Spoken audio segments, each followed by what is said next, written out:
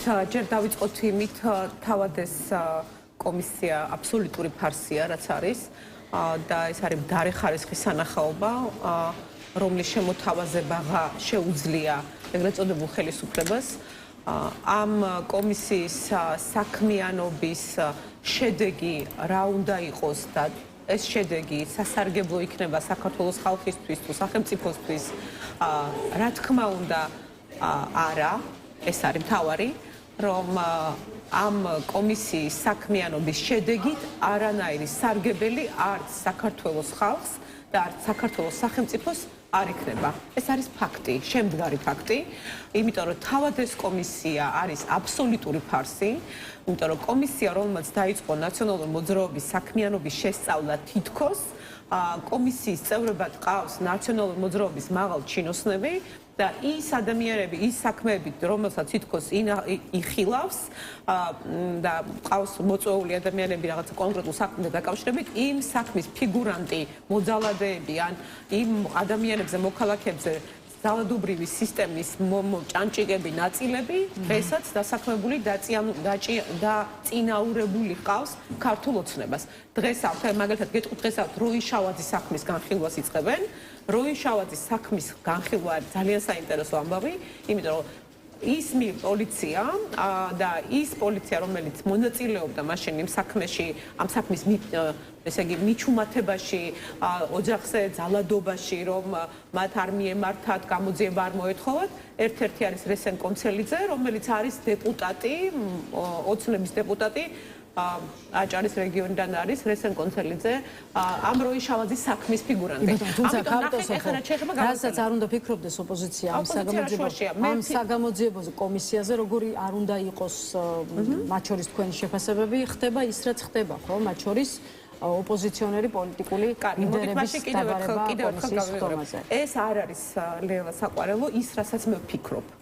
მე რას ვფიქრობ, იმას ახლა თავში ვიკავებ და არ ვიტყვი, რას ვფიქრობ მათზე იმ ადამიანებზე, იმიტომ რომ ჩემი აღზრდა-ზრდილობა ასაკი არ მაძლევს უფლებას ის იმ სიტყვებით შევაფასო ის ადამიანები და რასაც მათზე ვფიქრობ, ის ასე პირდაპირ თქვა. მაგრამ ის, რასაც მე ვლაპარაკობ, ეს არის ფაქტები. ფაქტია, რომ რესენ კონცელიძე იყო ის პოლიციელი, რომელიც მონაწილეობდა ამ კონკრეტულ საქმეში. დაიბარებენ, მას არ დაიბარებენ. ის მოსამართლეები, რომლებიც გადაწყვეტილებები მიიღეს იმ საქმეებზე, ქონების წართმევის საქმეებზე იყო ძირითადად რაღაც საუბრები, ყველა ის მოსამართლეები ბეჭედი დასვა და არის ნამდვილად ლეგიტიმურად კითხვები, რატომ არ ხდება მოსამართლეების, პროკურორების, ძალოვანი სტრუქტურების წარმომადგენლების დაბარება. კი, საყვარელო. აი ხან ახლა რაც შეეხება, თუმცა მაინც კიდევ ერთხელ უნდა დაუბრუნდეთ იმას, რასაც კითხვა კი, რა თქმა უნდა, უფრო კიდევ ერთხელ გავიმეორებ, რომ ეს კომისია მისი მთელი საქმიანობა არის მხოლოდ მდარე ხარისხის სანახაობა და ამ კომისიის მიზანი არ არის არც სამართლიანობის აღდგენა, არც სიმართლის გარკვევა, არც რაღაცა კონკრეტული შედეგი. შედეგი რა უნდა იყოს? მიზანი, როცა საქმე ეხება გიორგი გახარიას და ისევ თქვენი პარტიის ლიდერის ნაწილს მინდა დაუბრუნდეთ, იმიტომ რომ დაბარებულია კომისიის ხდომაზე, შესაბამისად თქვენ მოგიწევთ გაწყვეტილების მიღება. მას მოუწევს გაწყვეტილების მიღება, მიდის თუ არ მიდის პარლამენტში. უკვე ამ ნაწილზეც რომ გულგასვით. კი, გიპასუხებთ აუცილებლად, ხო. რაც შეეხება იმას ამით რომ ესე უცებ დაამატეს და გაფართოებას რო გადაწყვეტეს, სწორედ ადასტურებს იმას, რომ ეს ამ კომისიის მიზანი არის მხოლოდ მდარე ხარისხის სანახაობის შექმნა. იმიტომ რომ როგორ 2000 რა ვიცი რომელი წლიდან 2003-დან 2012 წლამდე მთელი აი ამ ძალადობრივი სისტემის მე უბრალოდ ერთ მაგალითს მოგიტყვანთ სახალხო დამცველის მოადგილე ვიყავი ერთი წლის განმავლობაში ჩვენ ესე ვიყო ერთ წელიწადში ორ-ორჯერ ვაკეთებდით მოხსენებას ახალ მე მახსოვს რომ მაგალითად ერთ წელიწადს ორჯერ მარტში და ოქტომბერში შევიტანეთ მოხსენებები თვითო იყო 600 გვერდი 600 გვერდი თვითო იყო წელიწადში ორჯერ იმდენი ძალადობრივი საქმე იყო ერთი წლის განმავლობაში. როგორ ახერხებს ეს კომისია, ან როგორ რაღაცა რამდენიმე ადამიანის გამოკითხვით, ან ძირითადად დაზარალებულების, რომელთაც ასევე შეეძლოთ პროკურატურაში არსებული დეპარტამენტის მეშვეობით აღედგინათ უფლებები, ეს არ გაუკეთებიათ. ამიტომ გეუბნებით, ესეც უცებ რომ გააფართოვეს, იმიტომ რომ ჩათვალეს რომ მოდით აბა ბარემ მანდატი გააფართოვდეს სხვათა შორის ერთი თვით ესე ვთქვათ, ვადის კომისიის მუშაობის ვადის გახანგრძლივებაც ითხოვა დღეს თეატ ზოლოკიანმა 5 ივნისამდე ითხოვს ის რომ კომისიას მიეცეს მუშაობის საშუალება. როგორ ფიქრობთ, რისთვის ითხოვა ეს ვადა და რა შეიძლება ვნახოთ დამატებით ამ ერთ თვეში, ესეც საინტერესოა. გაფართოებაც ეს იყო, იმიტომ დაამატეს მე ეს ბოლო წლებიც, რომ პრაქტიკულად მთავარი სამიზნე ვიყავით ჩვენ. ან გიორგი გახარია და ჩვენ. ის რომ განსაკუთრებული მტრობა აქვთ და განსაკუთრებულად გვერდჩიან, ეს არ ახალია ჩვენთვის, იმიტომ რომ იციან რომ თუ ვინმე შეუქმნა საფრთხე ქართული ოცნების ძალაუფლებაში მყარად ყოფნას, ეს არის ჩვენი პარტია გიორგი გახარია და ჩვენი პარტია, ეს არის ფაქტი. მიხვალთ თუ არ გაქვთ დღეისთვის პასუხი ამ კითხვაზე. ეხლა გეტყვით, რაც შეეხება მისვლას რა საპირებთ, ეს საინტერესოა იცოდეს თქვენმა მომრჩევლებმა. კი ბატონო, პერსონალურად გიორგი გახარია მიიღებს ამ გადაწყვეტილებას. თქვენთან იყო ეთერში ბერდია სიჭინავასაც ასე დაუსვით და ჩვენ თქვით ეს კიდე არ საინტერესო, როცა აი მედია მე დავაკვირდი თქვენ ოღონდ არ მინდა იფიქროთ რომ რაღაცა გააკრიტიკებთ, მე პირიქით ვფიქრობ, კეთილსინდისიანი პოლიტიკოსის თავარი ყველაზე კარგი მოკავშირე არის თავისუფალი, ობიექტური და კრიტიკული მედია. თუ პოლიტიკოს გინდა იყო კეთილსინდისიანი პოლიტიკოსი და ემსახურო ხალხს, ვერ გეყოლება უკეთესი მოკავშირე, კრიტიკული, ობიექტური და მაღალ პროფესიონალი მედია თუ არა. ეგ არის ყველაზე მთავარი. მაგრამ აი ერთი და იგივე კითხვას აი დავაკვირდი თქვენთან იყო ბერდია სიჭინავამ თქვა, როცა მოვლენ კომისიაზე დაბარება თუ იქნება, ინდივიდუალურად მივიღებთ გადაწყვეტილებას მივალ თუ არა. არ დარჩენილა მედია, ვინც ეს კითხვა არ გაიმეორა. ეს კითხვა აქტუალურია და მნიშვნელოვანია ქართულსოფლო. იქიდან გამომდინარე, რომ აი რამდენიმე ოპოზიციონერმა პოლიტიკოსმა, მაგალითად მამუკა ხაზარაძე, ბადრი ჯაფარიძემ, ნიკა გვარამიამ კომისიასთან თანამშრომლობაზე უარი თქვა სწორედ იმ მიზეზით, რომ მათი შეფასებით პარლამენტი არის არალეგიტიმური და შესაბამისად მის მიერ შექმნილი კომისიაც უნდა იქნას არალეგიტიმურად მიჩნეული. ამ გადაწყვეტილების გამო თქვენ იცით, რომ მათ წინააღმდეგ ბრალია წარდგენილი, აღკვეთის ღონისძიების სახით საკმაოდ სოლიდური გირაოც აქვთ შეფარდებული, ხო? ამ კითხვაზე პასუხი სწორედ ამ კონტექსტშია საინტერესო. თქვენი პარტიის არაერთი წარმომადგენელი არ გამორიცხავს, რომ პირიქით განსხვავებული გადაწყვეტილება მიიღოთ და აღმოჩნდეთ ამ კომისიის ხდომაზე, თუნდაც იმისთვის, რომ ადგილზე ამხილოთ ქართული ოცნება. ამიტომ მე ვფიქრობ, რომ ვერ დაკარგავს ეს კითხვა აქტუალურობას იქამდე, ვიდრე კაფეო არ იქნება ამ კითხვაზე თქვენი პასუხი. იცით, როდესაც მე ძალიან პატივს ვქცემთ და გიდასტურებ ჩემ პატივისცემას და გითხარით კიდეც, რომ კიდევ ერთხელ გავიმეორებ, კეთილსინდისიანი პოლიტიკოსისთვის კეთილსინდისიანი და პროფესიონალი მედია არის მთავარი მოკავშირე. როდესაც ვაპარაკობთ, რატომ არ ქმნით დღის წესრიგს, რატომ ქმნის ქართული ოცნება. ქართული ოცნება დღის წესრიგს ქმნის, იმიტომ რომ ჩვენ ყველანი ვეხმარებით ამ დღის წესრიგის შექმნაში. ძალიან მარტივად რაღაცას ვაპარაკობ. ეს კითხვა კომისია რო შეიქმნა, რომ კითხეს პარტიამ გამოაცხადა და თქვა თავისი პოზიცია, რომ თუ დაგვიბარებენ ინდივიდუალურად მივიღებთ გადაწყვეტილებებს. ეს ითქვა ერთხელ. ყველა ლიდერს ცალ-ცალკე უნდა დაუსვან ეს კითხვა და ყველა ლიდერმა ცალ-ცალკე უნდა თქვას ეს პასუხი ყოველ ჯერზე. იგივე თვითმმართველობის არჩევნებთან დაკავშირებით დაისვა კითხვა. პარტიის, არ ვიცი, 7, 8, 9 წევრმა არ დარჩენილა მედია და გადაცემა, სადაც ერთი და იგივე კითხვაზე პასუხი არ დასცა. მე გეტყვით ისიც თქვა და მე თქვენ მოკავშირედ განგიხილავთ. ადამიანებს უნდათ მოსმენა, ამაზე გაიგეს პასუხი და მე ვსვავ იმ კითხვებს, რომელიც საზოგადოებაში ჩნდება. შესაძლოა ეს კითხვები არ იყოს მოსაწონი ან ქართული ოცნებისთვის ან ოპოზიციისთვის, მაგრამ ამ კითხვებზე პასუხი აინტერესებს საზოგადოებას, ამიტომ ჩემი ამოსავალი წერტილი არის სწორედ ეს. აი მოდით მაშინ კითხოთ და კარგი გავიგეთ. ქართულმა საზოგადოებამ გაიგო ჩვენი პოზიცია და თქვა რომ მივიღებთ ინდივიდუალურ გადაწყვეტილებას. გიორგი გახარია საქართველოში არ არის, დაბრუნდება და მიიღებს ინდივიდუალურ გადაწყვეტილებას. მე თუ დამიძახებენ, მე გეტყვით ინდივიდუალ, ეს არ არის პარტიის გადაწყვეტილება. მე ინდივიდუალურად ვარ მაგალითად მოწმე მიხეილ სააკაშვილის ერთ-ერთ საქმეზე უკვე წლებია. თქვენ როგორ მოიქცევით? ესეც კითხვა, თქვენ როგორ მოიქცევით და რა გიქნებათ მაშინ სათქმელი ოპოზიციონერი დეპუტატებისთვის, თუ კი მიხვალთ პარლამენტის ხდომაზე, რა თქმა უნდა, რომელიც ფიქრობს, რომ იქ მისვლა და ხდომაზე გამოცხადება იქნება პარლამენტის ლეგიტიმურობის აღიარება. მე როგორც ინდივიდუალად ერთი საქართველოს მოქალაქე სოფო ხორგვანი, როგორც ყოფილი სახალხო დამცველის მოადგილე ვარ დღესაც მოწმე მიმდინარე საქმეზე მიხეილ სააკაშვილის წინააღმდეგ, რომელიც მიდის სასამართლოში. მე ინდივიდუალურად ერთი მოქალაქე. ეს არის ფაქტი. რაც შეეხება კომისიაზე, თუ დამიბარებენ რაღაცა კონკრეტულ საკითხზე, იმ კონკრეტულ შემთხვევაში მივიღებთ გადაწყვეტილებას რა საქმეზე და როდის დამიბარებენ.